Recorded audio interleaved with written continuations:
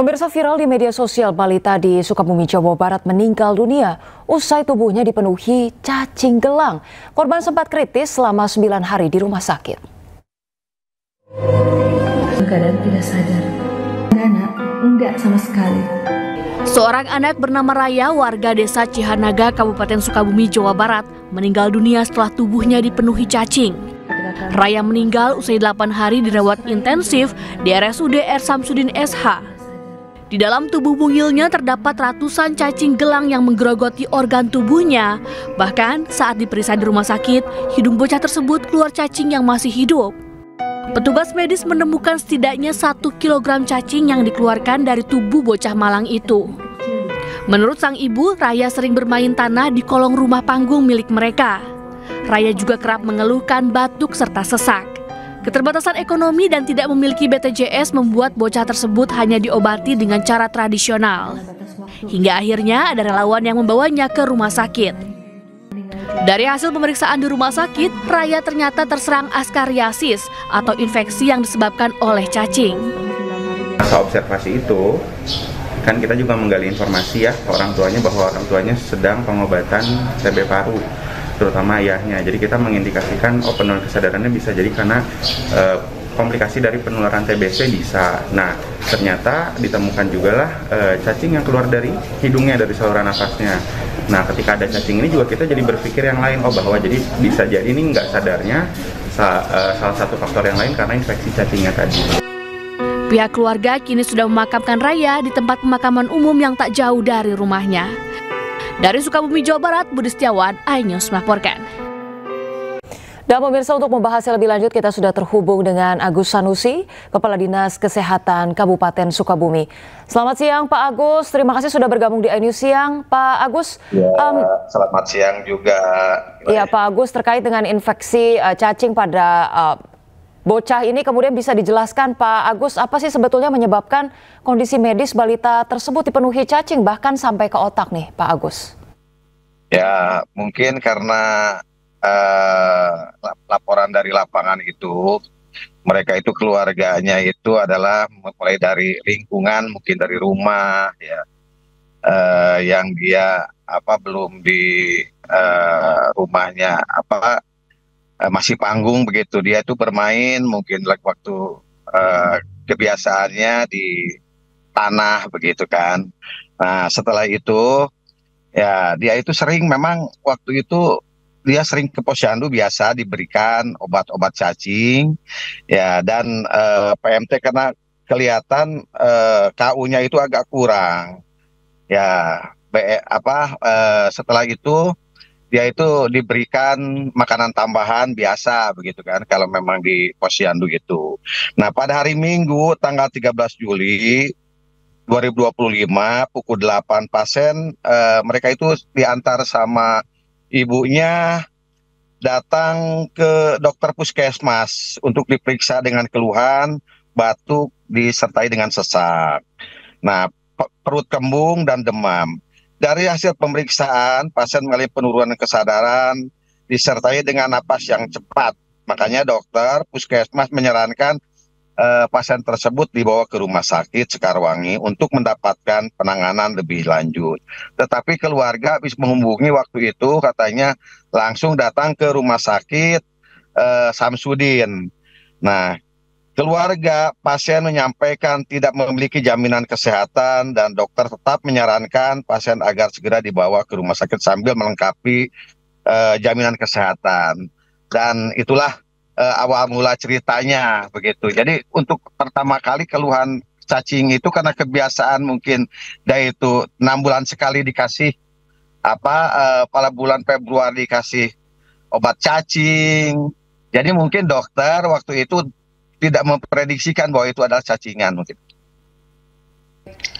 Baik, Pak Agus, ini terkait dengan kondisi infeksi cacing khususnya pada anak-anak. Kalau di Sukabumi sendiri ini kasus yang lazim terjadi atau justru ini baru satu-satunya Pak sampai yang menyebabkan korban jiwa? Ini pertama kali saya ada kasus seperti ini. Jadi terus terang saya juga sempat ya hebohnya, mungkin shocknya karena ini pertama kali di Sukabumi ada penyakit seperti ini begitu. Cacingan seperti ini. Baik. Terkait dengan pencegahan hal seperti ini terjadi lagi, Pak Agus, ini ada langkah-langkah khusus yang digencarkan oleh Dinas Kesehatan, Pak Agus? Oh, ada kami itu di Posyandu kan biasa ya, di Posyandu mungkin dengan kasus seperti ini merupakan suatu pengalaman berharga buat kami ya. Ini harus ditindaklanjuti dan untuk kedepannya seperti apa, karena ini setiap bulan juga diberikan obat 6 bulan sekali diberikan obat untuk cacingan, untuk obat cacing begitu kan. Nah, tetapi kok kenapa ini, apakah memang obatnya, jadi pertanyaan kami itu apa obatnya dimakan atau tidak begitu. Makanya ini hal luar biasa ini buat kami, tamparan buat kami dengan adanya seperti ini. Baik. Pak Agus, ini terkait dengan keseharian anak-anak yang mungkin seringkali bermain atau dalam kondisi jauh dari orang tua. Apa sebetulnya langkah-langkah pengawasan yang bisa lebih dilakukan lagi oleh orang tua, khususnya memastikan begitu lingkungan anak ini aman, dan kemudian pengawasan terkait kesehatan anak sendiri dari infeksi-infeksi ini sebetulnya perlu dilakukan seperti apa begitu, Pak Agus? Oke, kami di Kabupaten Sukabumi memang sekarang itu sudah dimulai ya dengan adanya ya satu desa, satu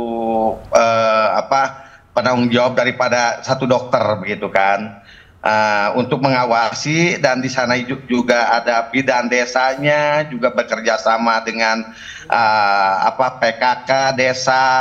Terus untuk mengawasi anak-anak yang mungkin saat ini yang kurang mampu begitu, karena kebiasaan mereka itu mungkin di lapangan atau di daerah itu seperti itu. Makanya mungkin dengan seperti ini kami akan lebih intens sekarang itu untuk di Posyandu itu melacak daripada bayi atau balita yang tidak datang ke Posyandu itu, sampai harus tahu bagaimana kondisi kesehariannya ataupun bagaimana kondisi daripada keadaan di rumahnya dan sebagainya.